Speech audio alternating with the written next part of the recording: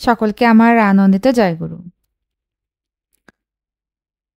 পরম পূজ্যপাদ শ্রী শ্রী আচার্যদেবের একটি সুন্দর যাজন নিয়ে আসছি।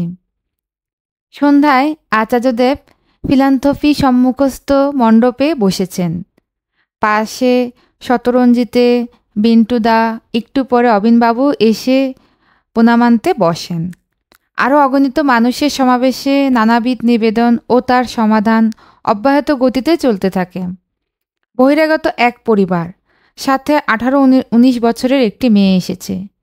তাদের নিবেদন, মেয়ে আর্টস নিয়ে পড়তে চায়, কিন্তু মেয়ের বাবা চায় কমার্স নিয়ে পড়ুক। এই নিয়ে বচসা। বাবা রেগে আছেন।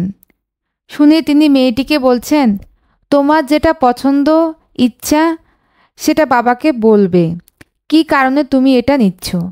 আর 16 বছর বয়স হলে সন্তান পিতামাতার বন্ধু হয়, তখন আর শাসন করা চলে না।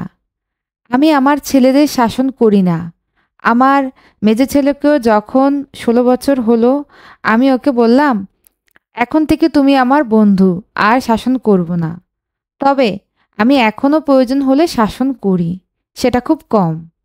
মেয়েটির প্রতি দাদা বললেন, বাবার গলা জড়িয়ে ধরে বলবি, ঠিক মেনে নেবে বাবা।